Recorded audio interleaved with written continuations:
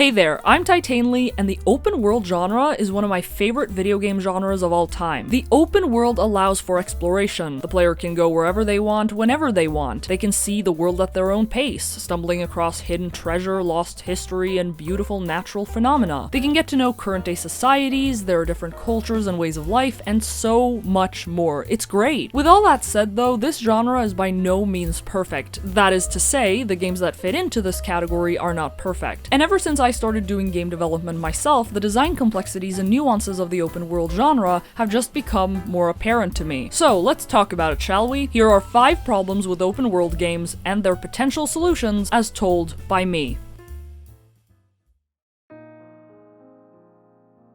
One of the most beautiful aspects of open world games is exactly that. The open world. The prospect of exploring all nooks and crannies of a world that might feel endless is fascinating, but oftentimes this naive dream doesn't accurately represent what it is we're actually looking for. Majestic, epic, open areas sound awesome, but we may come to find that we don't really want that, because the more we get to know these places, the more empty they become. In reality, we want to be entertained by something unexpected going on, something quirky, twisted, hilarious, or just something at all. It can therefore be disappointing to see just how few of those moments are to be found about in the open world. Most open worlds try to remedy this by having big nations and a number of significant landmarks. These major points of interest serve to bring a sense of culture and history into the world, while at the same time providing a safe haven for the player. They also function as decent settings for major story beats to take place. But here's the problem. Now you lack the balance. You have an open world with so much unused empty space,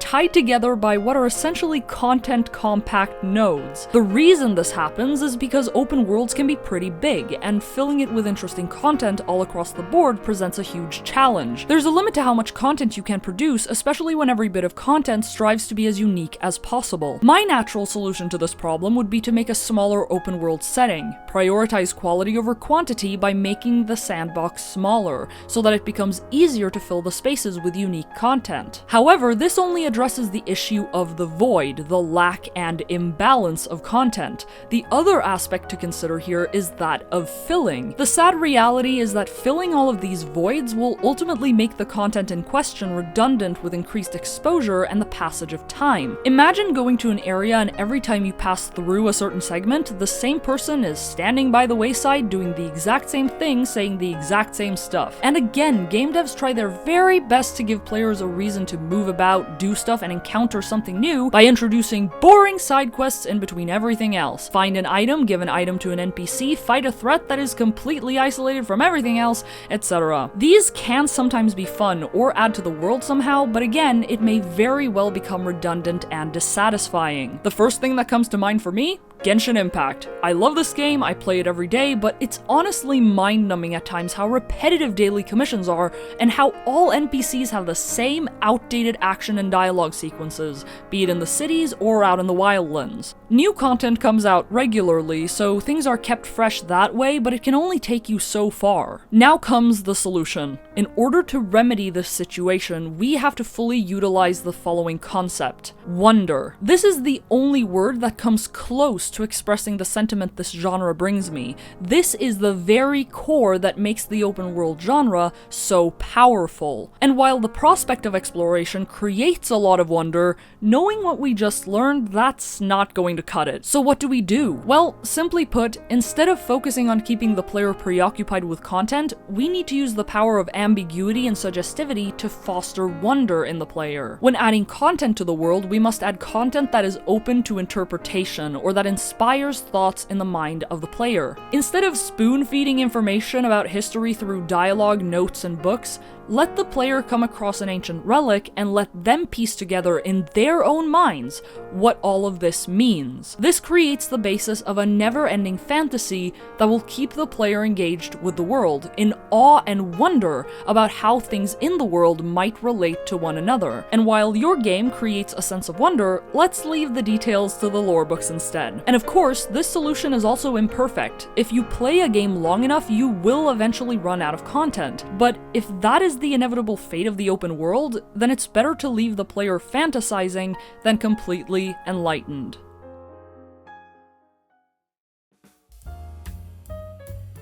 For this next point, I need you to think back to your childhood. Do you remember the toys you played with? The Barbie dolls, the action figures, anything really. How would you play with these? And look, before you give any too creative answers, I'm going to assume you did role-playing.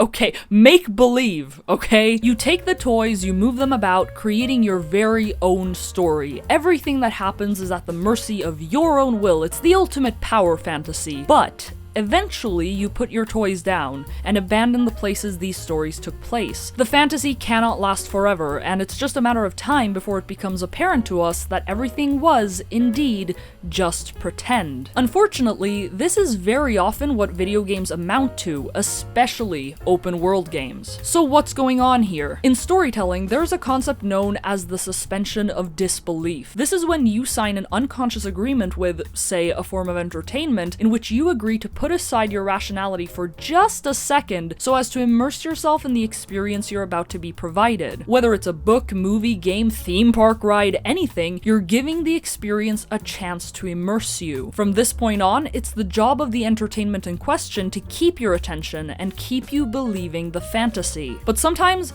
this fails. Something comes along only to undermine the integrity of the experience, ultimately breaking your immersion. You're yanked out of your own bubble and you struggle to believe the world and story you previously were so engaged with. You know what I'm talking about. You can probably name a few things of your own, but personally, the thing that gets my blood boiling the most is when places and items that look interactable and explorable aren't, even though they probably should be. Nier, I'm looking at you.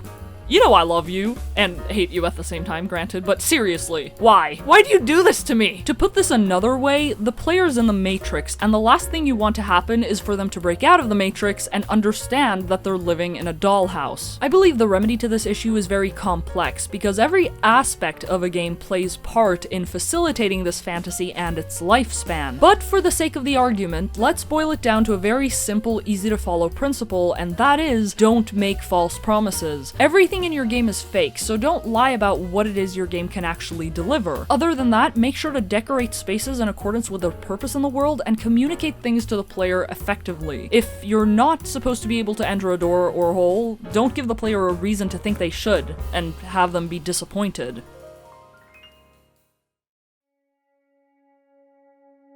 In the context of a story, despite it taking place within a larger setting, we ultimately experience everything through the eyes of at least one character. This is because characters provide the perspective and focus that allows us to have a certain experience. And why am I saying this? Well, while this is important, it's also important to emphasize that having the right perspective and focus is not interchangeable with something else that often happens within open world games, and that is having everything revolve around the player. The player is always first priority because they are the ones buying, playing, and experiencing the game. It's true that we have to tend to our players to make sure they're having a good time, but in the midst of all this, it can sometimes be easy to forget that having everything revolve around the player is a recipe for breaking immersion, and that is not good. When we play open world games, we seek to become part of the world we've entered, just like how the real world works. But what makes the real world feel real is that you have your own life, and then there's everything else. The rest of the world doesn't stop functioning or collapse just because you aren't there witnessing it. You are not the pivot point of the solar system. The sun is. Now, certain games may be built on the premise that everything does revolve around you. Everything you do has an impact, the world is dependent on you, but even in these games, you rarely ever accept that absolutely everything is reliant on your presence. It's just not believable. And again, going back to the concept of inspiring wonder in the player, wonder can only arise if you have something to admire and appreciate, and if everything is about you and there's nothing independent of you, then there is nothing for you to wonder about. So, the solution to this? First off, invest in world building. World building will flesh out the world and allow you to take hold of some aspects that can be used to give the world some more character. Secondly, to specify this a bit more, use that world building to build systems that keep running in the background, that the player might acknowledge as the world moving in cycles, doing its own thing. A good example of this is something that a number of other people have already pointed out, which is the city of Meridian in Horizon Zero Dawn. If you wander about, you may come across a group of people singing songs. It may seem like an insignificant detail, but these are the types of things that make the player feel like, while they aren't involved in everything, they're part of a world where things are always happening on their own, and they have the privilege of experiencing and admiring it for themselves, even if from a distance. The goal of world building isn't to learn everything about the world and then info dump all of that into the game, but the more you learn about the world, the more layers of depth and complexity you can allude to in your game. That way, the player can experience everything in their own way at their own pace, but at the same time marvel at being part of a bigger whole.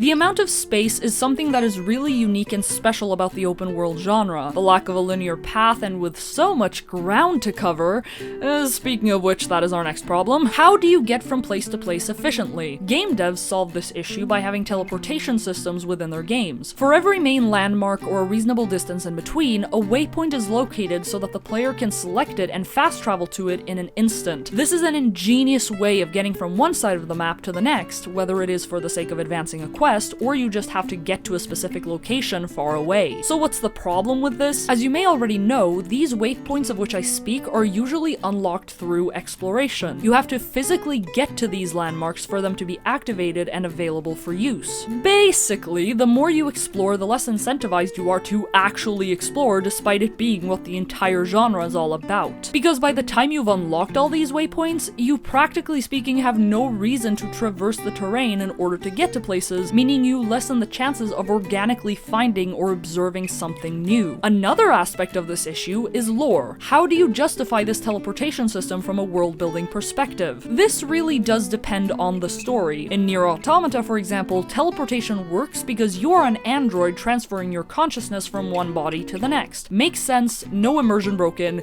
maybe, probably, mayhaps. But in many games, teleportation feels out of place, like a cheap solution to the problem of travel.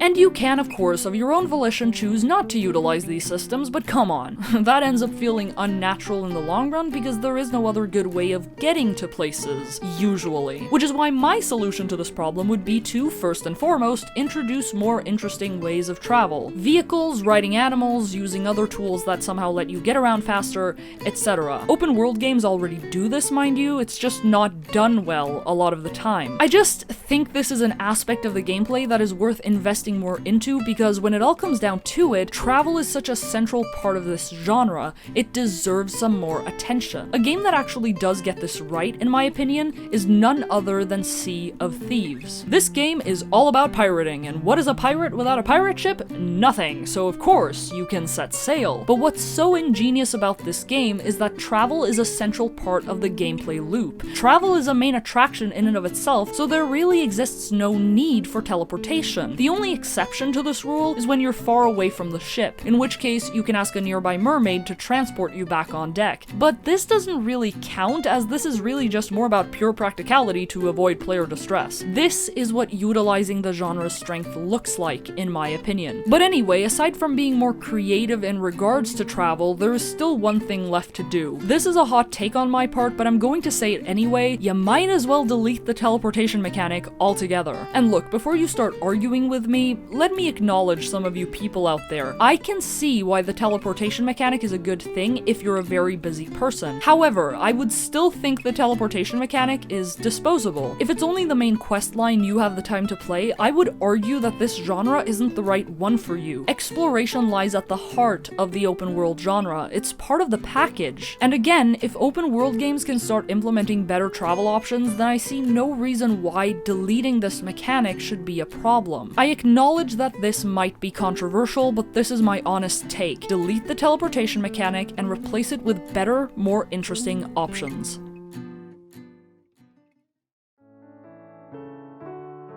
Just like with most genres, open world games usually come with a story, and without getting too deep into the nitty-gritty of things, most if not all good stories are made in a very specific way with the intent of delivering a particular experience. If you couldn't already tell, this spells trouble for the open world genre. When the narrative control lies with the author alone, the author can meticulously craft an experience and lead the viewer through said experience intentionally, maintaining perspective, direction, and pacing perfectly. But what is at the heart of the open world again? Exploration, discovery. You've put the control in the hands of the player. Now, how do you take that and marry it to that meticulous traditional storytelling? Hot take? Ya don't.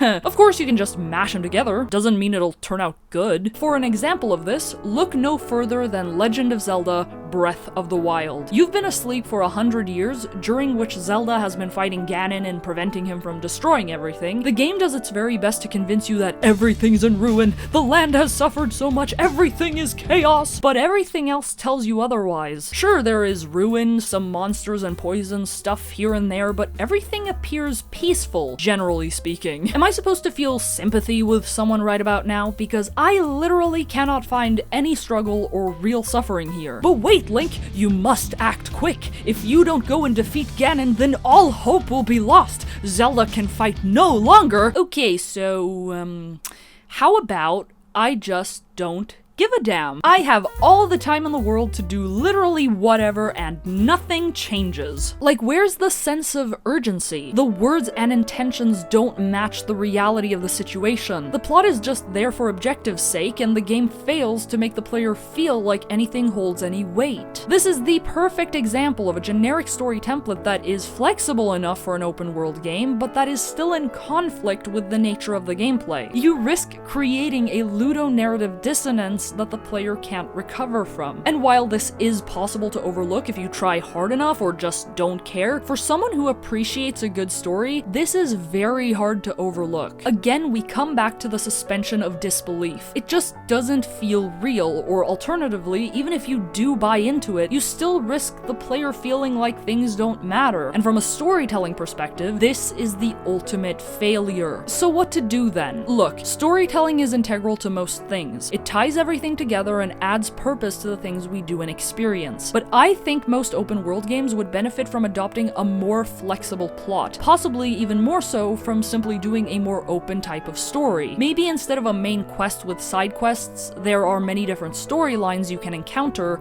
telling the stories of smaller happenings. Alternatively, you can do something like the timer in Majora's Mask. Have an overarching story, but actually integrate urgency into the gameplay by introducing serious consequences for not keeping up with everything. I know this can be scary to do because we don't want to upset our players too much, but hey, it may be worth a shot. Basically, raise the stakes or simply focus less on the overarching main quest type and rather focus on smaller glimpses throughout the world. I also think this will support the exploration aspect of this genre. Remember the thing we talked about in point 1 of this video? Leaving enough ambiguity to let the player think thoughts of their own? Environmental storytelling is just as much storytelling as anything else, and again, this is much more suited to the open world format than the technically more rigid form of storytelling.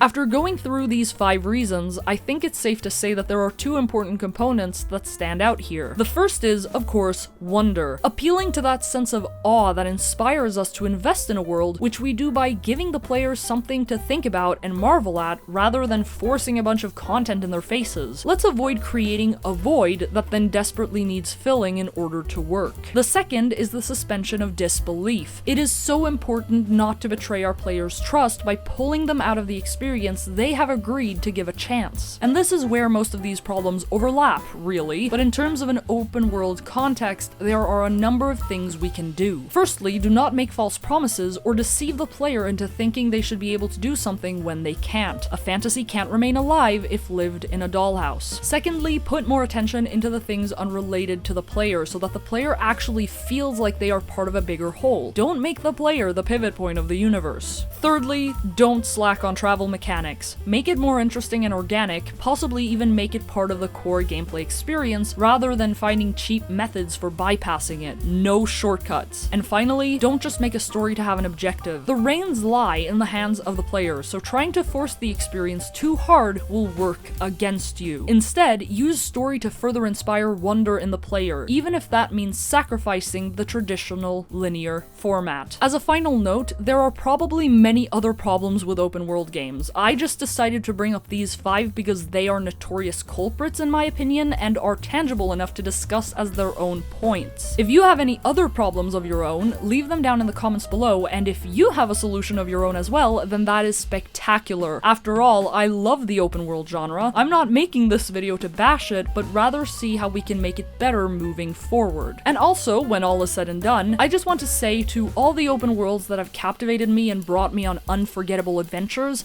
thank you. They are some of the most amazing video game experiences I've ever had. And that was it for this video. If you liked it, make sure to like, comment, share, and subscribe for more game dev goodness on this channel. Until next time, Titanely out.